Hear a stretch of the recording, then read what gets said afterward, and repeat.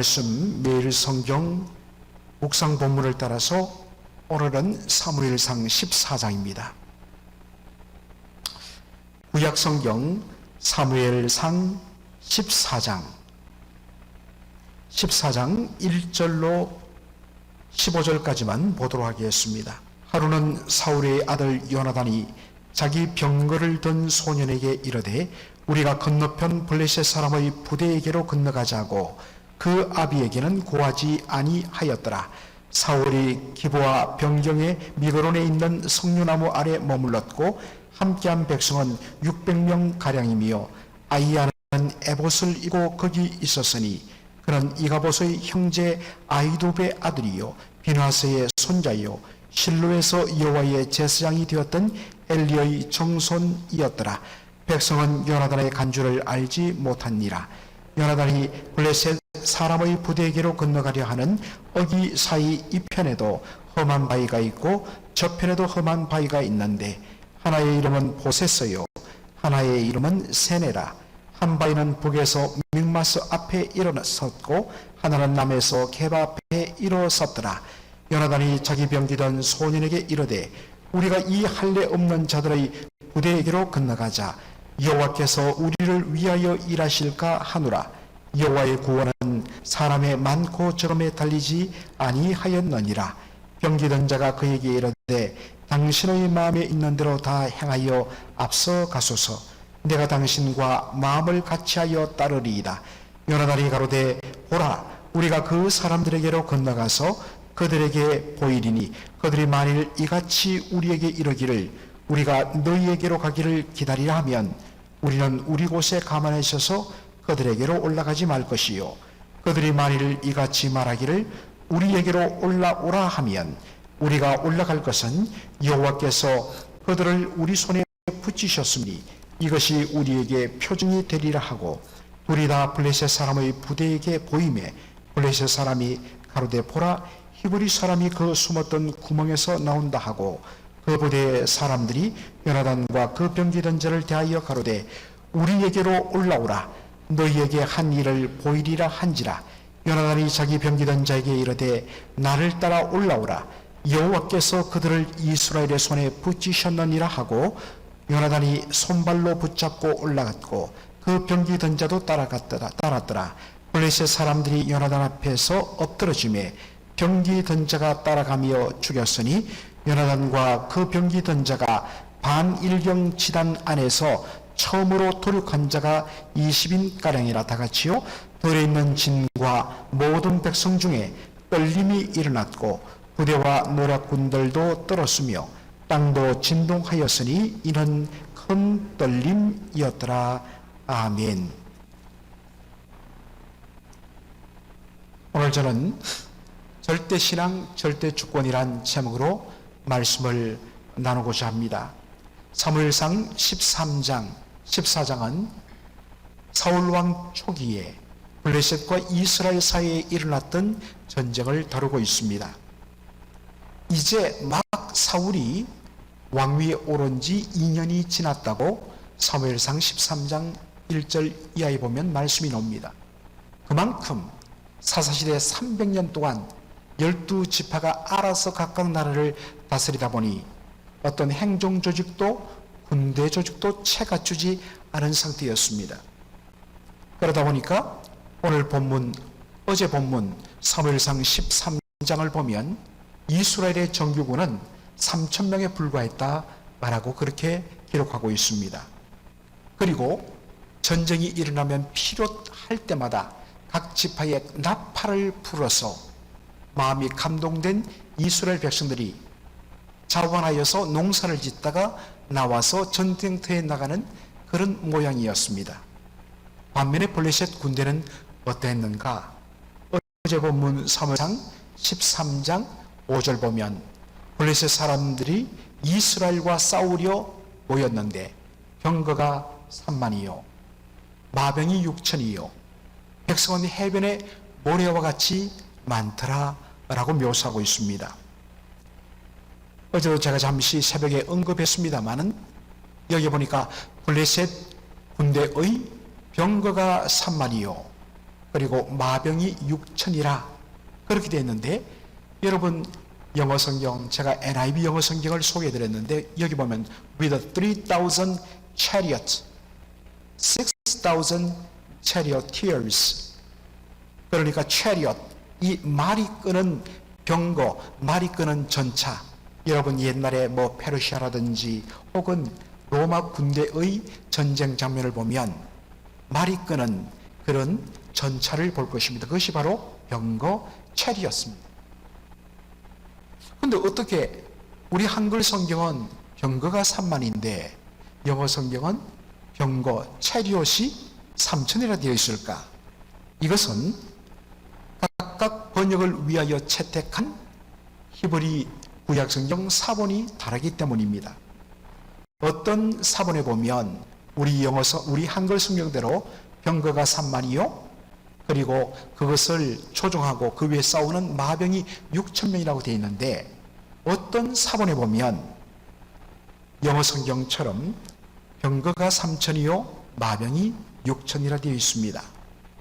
그런데 이것을 역사적으로 우리가 한번 조명해 보면 그 당시에 여러 가지 기록들이라든지 또 어떤 그림 파편들을 보면 그 당시에 전쟁의 장면이 나오는데 보통 병거 한 대를 말 2마리가 끌고, 물론 이제 로마 시대에 가면 말이 4마리 혹은 6마리로 늘어나는 경우도 있습니다만 보통 2마리입니다. 그리고 그 병거 체리옷 전차를 조종하는 사람 한 사람에다가 그 위에서 활을 쏘고 창을 던지거나 찌르는 전투병 1명, 이렇게 2사람이 탑니다. 그러다 보니까 영어 성경으로 번역된 이것이 좀 더 가까운, 원문에 가까운 그런 내용이 아닌가 학자들은 그렇게 보고 있습니다. 3,000대의 병거, 그리고 거기에 6,000명이 그것을 탔습니다. 우리로 말하면 기갑부대, 탱크부대, 장갑차 부대가 앞장을 서는데 3,000대가 앞장을 서고 어마어마한 규모죠. 그리고 그 뒤를 따라서 해변의 모래와 같은 백성들, soldiers, 군인들이 그 뒤를 따라 나고 있습니다. 정말 어마어마하고 체계적인 군대의 모습입니다. 이것을 본 이스라엘 백성들이 어떤 말을 보입니까? 놀랄 수밖에 없죠. 그래서 살기 위해서 숲으로, 웅덩이로 다 도망가고, 심지어는 요단강 건너편으로 아예 멀리 도망가고 피난 가는 일들이 빈번해서 남은 숫자를 보니까 세상에나 600명밖에 남지 않은 것입니다. 정말 두려움이 가득한 가운데 이 상황을 돌파하기 위해서 분연히 일어난 한 사람이 있었습니다. 바로 사울 왕의 장남인 요나단이었습니다. 나중에도 보겠지만 다윗과 정말 믿음의 우정을 나눴던 그 바로 조나단이 바로 그 인물입니다. 그가 자신의 무기를 든 종 한 사람에게 이렇게 도전을 합니다. 6절 보면 요나단이 자기 병기던 소년에게 이르되 우리가 이 할례 없는 자들의 부대에게로 가자. 할례 없는 자들의 부대, 다시 말해서 할례라는 것은 하나님의 선택받은 언약 백성임을 외적으로 증명하는 증거가 바로 할례입니다. 다시 말해서 할례 없는 자들이라는 것은 하나님 백성이 아닌 자들이란 것입니다. 이 할례 없는 자들의 부대에게로 가자. 여호와께서 우리를 위하여 할례 받은 하나님의 언약 백성을 위하여 일하실까 하노라. 여호와의 구원은 사람의 많고 적음에 달리지 아니하였느니라. 특별히 우리가 주목할 것은 요나단의 신앙 고백입니다. 여호와의 구원은 사람의 많고 적음에 달리지 아니하느니라. 사람의 숫자가, 군대의 숫자가 많으면 이기고, 군대가 가진 병기가 좋으면 이기고, 그렇지 않으면 진다면 하나님의 하나님 되심이 무엇으로 증명되겠는가? 오히려 하나님께서는 그분의 전능하심을 힘없고 숫자 적고 무기도 빈약한 이스라엘 백성들을 사용하여서 바로 강하고 무기도 강한 블레셋 군대를 무너뜨림으로 여호와 하나님께서 살아계심을 드러내는 것, 이것이 하나님의 영광이 더 확연히 드러난 길이기 때문에 그는 고백합니다. 여호와의 구원은 사람의 많고 적음에 달리지 아니한다. 우리 두 사람일지라도 하나님께서 저들 천을 만을 능히 감당하게 하실 줄로 믿는다 라는 그러한 담대한 믿음으로 블레셋 진영으로 돌진한 것입니다. 그리할 때 하나님께서 우리를 위하여 일하실다, 그런 믿음을 가진 것입니다. 여러분, 이와 유사한 믿음의 고백이 또 발견됩니다. 바로 영원한 우정의 단짝이었던 다윗의 신앙 고백입니다. 그래서 두 사람은 바로 신앙 고백으로 사실은 하나가 됩니다. 골리앗과의 싸움을 바로 앞에 두고 그가 한 말이 무엇입니까? 여호와의 구원하심이 창과 칼에 있지 않고 칼과 창에 있지 아니함을 이 무리로 알게 하리라. 전쟁은 여호와께 속한 것인즉 그가 너희를 우리 손에 붙이시리라. 소년 다윗이 정말 물맷돌 5개를 들고 막대기를 들고 골리앗을 향하여 나갈 때 골리앗이 기가 막히지요. 아니 세상에 네가 나를 개로 아느냐? 개를 잡으려는 모양으로 지금 돌 들고 막대기를 들고 나왔느냐고 비웃습니다. 그럴 때 다윗이 뭐라고 이야기합니까? 여호와의 구원하심은 칼과 창에 있지 않다. 외적인 어떠한 수단에 크기에 있지 않다는 것입니다. 전쟁은 여호와 하나님께 속한 것이기 때문에 하나님께서 우리 편이 되시면 너희 숫자가 아무리 많고 네가 아무리 강대할지라도 너희는 우리의 손에 바로 넘겨진다 라는 고백을 한 것입니다.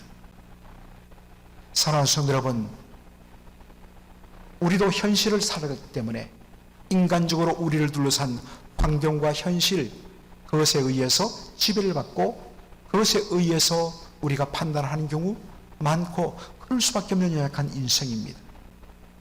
바로 그럴 때에 다시 한 번 더 요나단의 신앙 고백, 그리고 다윗의 신앙 고백, 여호와의 구원하심은 사람의 수에 많고 적음에 달려있지 않다. 여호와의 구원하심은 칼과 창에 있지 않다. 그것을 여호와 하나님께서 친히 이 싸움을 이끌어 가셔서 성립케 하심을 이 백성으로, 이 무리로 알게 하심으로 여호와 하나님 그분이 어떤 분이신가를 드러내자. 여러분, 이것을 여러분의 언어로 바꾸십시오. 어떤 문제를 만났습니까? 인간적으로 볼 때는 그냥 숨이 탁 막힙니다. 그럴 때가 우리가 얼마나 많습니까? 인간적으로 판단하면 좌절하고 낙심하고 이제 우리는 끝났다, 그럴 수밖에 없습니다. 그럴 때 바로 하나님의 말씀이 필요한 것이죠. 이 말씀을 붙잡고 이 말씀을 또 읽고 또 읽으면서 바로 여기에 우리의 이름을 넣고 하나님의 이름을 부르면서 하나님께서 우리와 함께 하시면 그 무엇이라 할지라도 반드시 우리는 이길 줄 믿는다고 하는 담대한 신앙의 고백, 우리 사랑하는 성도 여러분들의 삶의 환경에 어떤 골리앗이 있고 정말 해변의 모래와 같이 많은 블레셋 군대가 앞에 있는다 할지라도 바로 이 말씀 붙들고서 오늘도 담대하게 정말 믿음으로 나가는 저와 여러분 되기를 소원합니다. 그런데 우리가 주목할 것은 이 말씀을 우리가 다 다룰 수 없는데 요나단의 고백입니다. 요나단이 이렇게 말하죠. 하나님께서 어떻게 역사하실 것인지를 우리가 확인하는 사인이 필요한데 우리가 올라갈 때에 저들이 거기 서서라, 우리가 내려가서 너 둘을 감당하겠다면 일단 그 자리에 서고, 만일에 저들이 너희들 이리로 올라오라 하면 하나님께서 우리에게 사인을 주시는 표시로 여기고 올라가라, 그렇게 이야기하면서 고백합니다. 그런데 우리가 여기서 주목할 것은 바로 14장 6절 마지막 부분에 있는 고백입니다. 여호와의 구원은 사람의 수의 많고 적음에 달려 있지 아니하니라 이야기하면서 여호와께서 우리를 위하여 오늘날 일하실까 하노라 라고 고백합니다. NIV 영어 성경을 보면 그 시작이 perhaps, 아마도 the Lord, 여호와께서 우리를 위하여 우리를 대신하여서 act, 행하실 것이다. 여러분, 우리가 기도한 것은 뭐겠습니까? 전쟁은 여호와께 속한 것이다. 하나님의 구원은 사람의 수에 많고 적음에 달리지 않았다. 그러므로 우리 두 사람이라 할지라도 저 블레셋 수비대를 능히 이기게 할 줄로 믿는다. 왜냐? 여호와 하나님께서 우리를 대신하여 행하실 것이기 때문이다. 성경이 이렇게만 표현되어 있으면 은혜가 될 텐데 그 앞에 perhaps, 아마도 여호와께서 우리를 위하여 우리를 대신하여 행하실 걸. 여러분, 왜 요나단이 아마도란 것은 아닐 수도 있다는 뜻 아니겠습니까? 어떤 의미에서 우리 믿음의 사람들이 믿음으로 고백하며 나갈 때에 그 앞에 perhaps라는 단어를 붙이면 온전히 믿지 않는다는 의미가 될 것입니다. 그런데 왜 요나단은 이러한 의미를 가질 수 있는 단어를 앞에 붙여서 여호와께서 우리를 위하여 일하실까 한다라고 말했을까? 이것은 뭘 보여줄까요? 요나단이 아무래도 생각해봐도 우리 두 사람으로는 힘들걸? 이라는 의심이 들어서 이렇게 말했을까요? 그렇지 않습니다.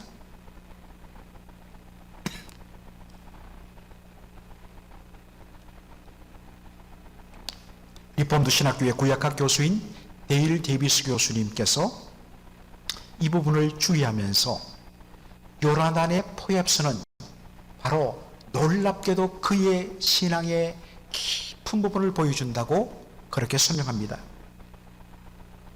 요나단은 하나님의 전능하심을 믿습니다.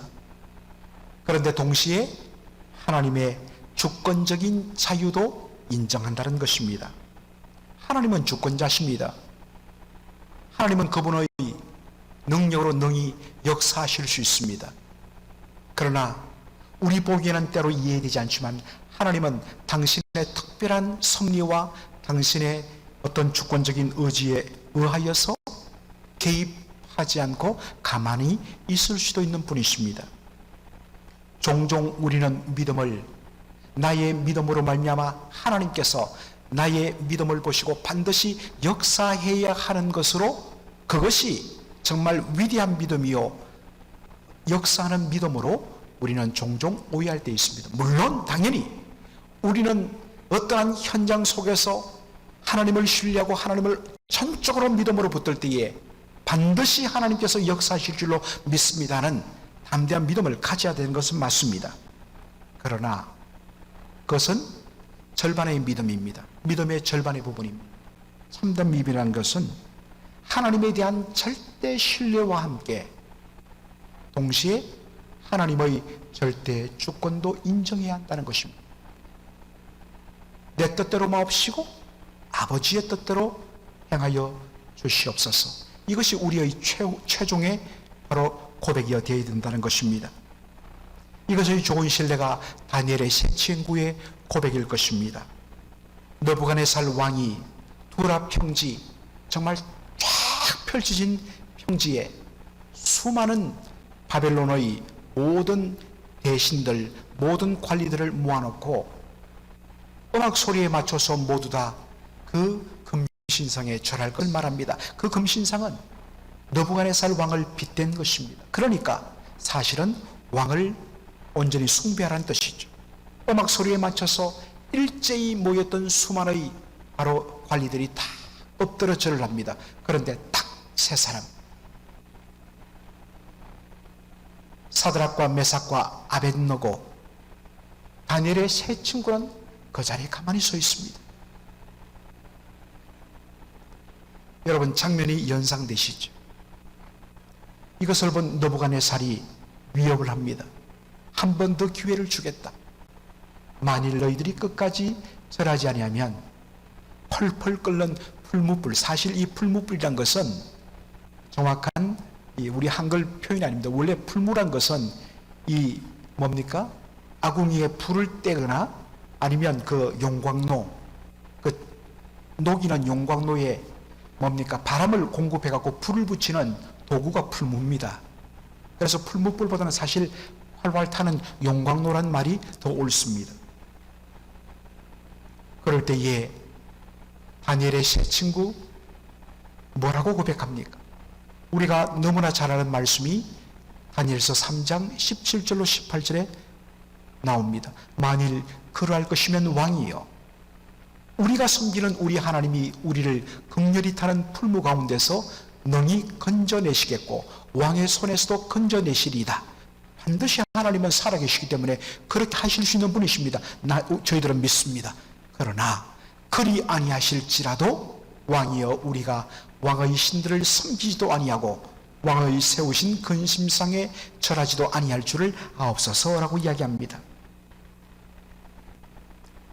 다니엘의 세 친구들은 하나님은 능히 이 펄펄 끓는 용광로 속에서도 우리를 건져내사 죽지 않고 살리실 하나님이심을 믿는다고 고백합니다. 능히 하실 수 있는 분이십니다. 그러나 그들은 하나님의 주권을 온전히 인정합니다. 하나님은 당신의 뜻 가운데서 우리는 다 이해할 수 없지만 능히 살리실 수도 있는 분이시지만 또한 우리를 그대로 뜻 가운데 내버려 두실 자유를 가지신 분이란 것입니다. 내가 살면 할렐루야고 하나님께서 나를 그냥 내버려 두시면 하나님 어떻게 이룰 수 있습니까? 저 하나님 안 믿을래요 하는 것이 아니라 내 생명의 유무와 상관없이 하나님은 언제나 영광 받으실 하나님이십니다. 저는 하나님 숨기겠습니다. 이것을 압축한 고백이 뭡니까? 그리 아니하실지라도입니다. 이것이 요나단이 고백했던 호렙스의 신앙과 바로 일치하는 것입니다. 참된 믿음은 하나님의 역사심에 대한 절대적인 믿음과 동시에 하나님의 절대 주권에 대한 인정도 그 속에 포함되어 있다는 것을 아시기 바랍니다. 이러한 믿음을 가질 때에 우리는 어떤 상황 속에서도 실망치 않고 오히려 담대할 수 있습니다.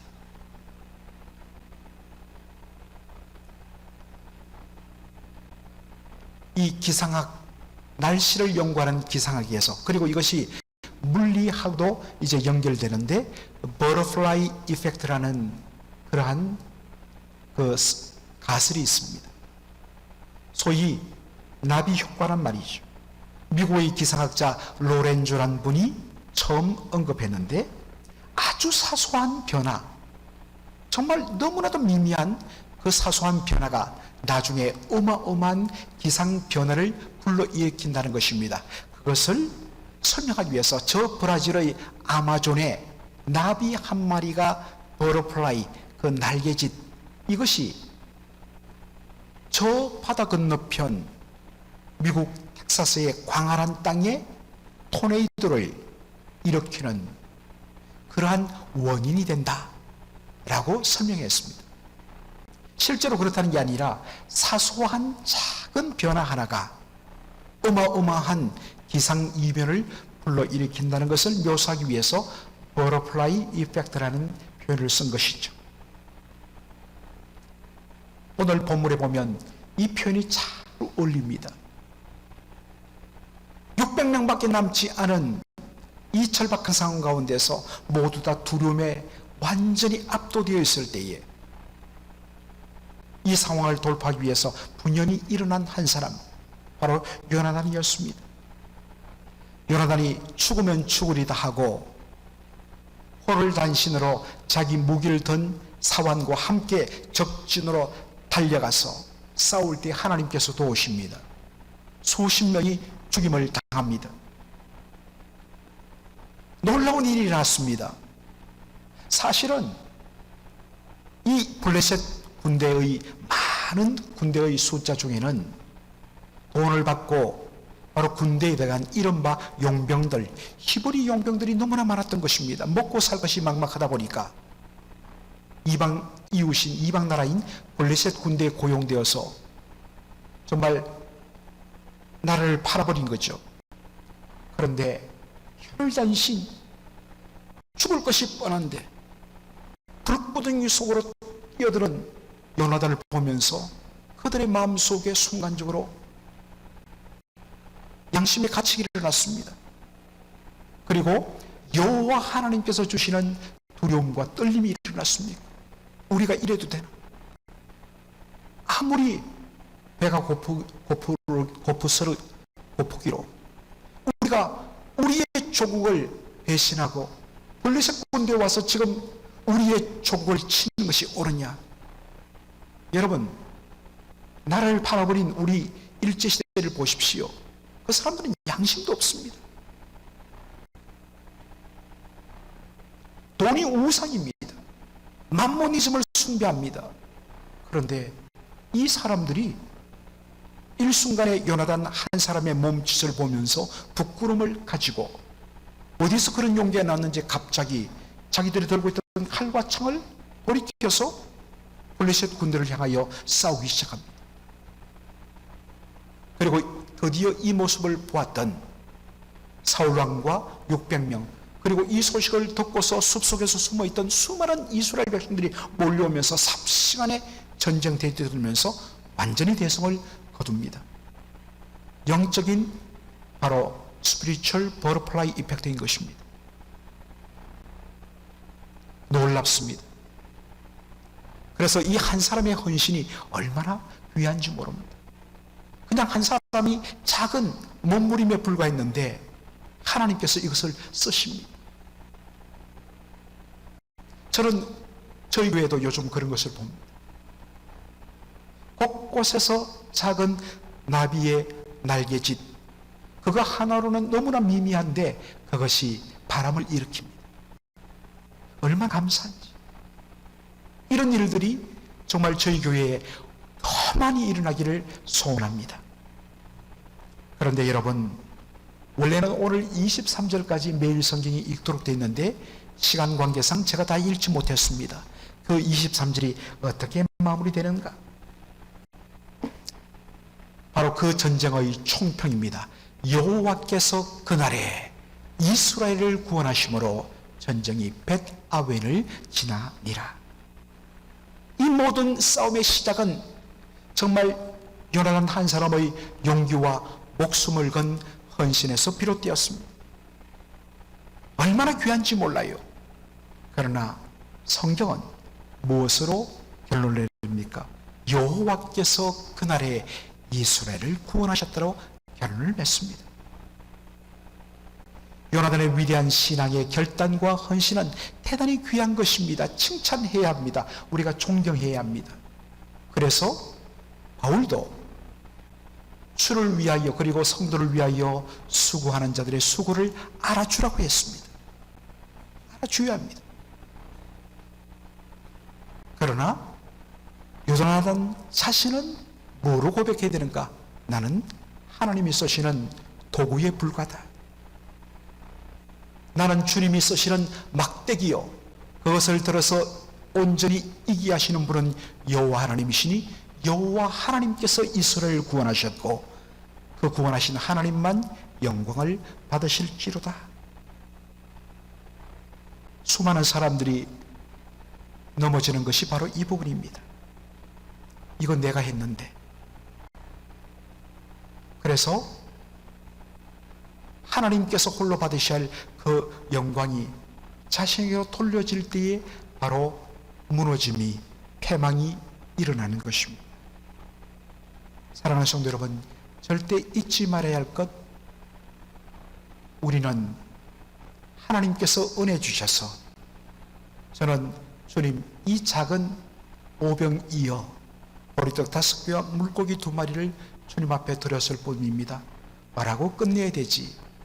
수많은 설교자들이 자꾸만 주님 앞에 이 보리떡 5개와 물고기 2마리를 드린 소년의 헌신과 믿음에 설교에 초점이 맞추고, 그래서 여러분도 그렇게 헌신하시라고 하는 초점을 맞추면 그 사람도 망하고 하나님의 영광도 가려지는 것입니다. 철두철미하게 우리는 드리고 헌신해야 합니다. 그러나 주여, 저는 아무것도 아닙니다. 저는 막대기에 불과합니다. 이 일을 들어서 온전히 이 모든 것을 이루신 분은 여호와 하나님이십니다. 하나님 영광 받아 주옵소서. 바로 그럴 때에 거기에 하나님의 영광이 드러나고 진정 참된 은혜가 충만한 것입니다. 그리고 바로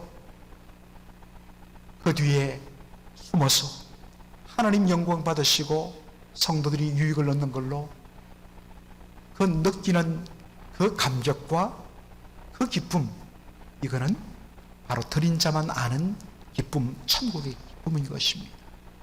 그러한 은혜를 맛보시는 저와 여러분 되기를 주님의 이름으로 간절히 축원합니다. 아멘. 기도하겠습니다. 아버지 하나님, 은혜와 사랑을 감사드립니다. 오늘 사무엘상 14장 전반 부분에 나타나는 요나단의 믿음의 헌신과 결단과 고백에 대하여서 살피면서 하나님, 저희들로 큰 은혜 받게 하여 주신 것을 감사합니다. 아버지 하나님, 우리가 종종 오해하기 쉬운 믿음 가운데 하나님, 그 믿음의 참된 본질을 바로 잡아주셔서 하나님 아버지를 향한 절대 신뢰와 더불어서 하나님의 절대 주권에 대한 전적인 인정이 온전히 하나가 되는 그러한 믿음의 고백을 저희들 가지게 하여 주옵소서. 아버지 하나님, 우리 앞에 놓인 정말 우리 혼자의 힘으로서는 감당할 수 없는 그런 일들을 만날 때마다 인간적으로 낙심하고 절망할 수밖에 없는 저희들임을 고백합니다. 동시에 하나님을 신뢰하던 귀한 믿음의 사람 요나단과 다윗의 신앙 고백을 우리가 나의 고백으로 붙들고 하나님께서 우리와 함께 하시면 능치 못함이 없는 줄로 믿는 그 믿음으로 다시 믿음의 전진을 해나가는 저희들 되게 하여 주옵소서. 하나님 우리 아버지, 오직 이 모든 것이 하나님께서 행하셨다고 고백하며 철두철미하게 하나님 뒤에 숨고 십자가 뒤에 우리의 그 모든 수고를 온전히 감추는 저희들 될 수 있도록 인도하여 주시옵소서. 오늘도 주님 앞에 간구하는 그 모든 기도에 우리 주님께서 신실하게 응답하여 주실 것을 믿으며 예수님의 이름으로 기도하옵나이다. 아멘.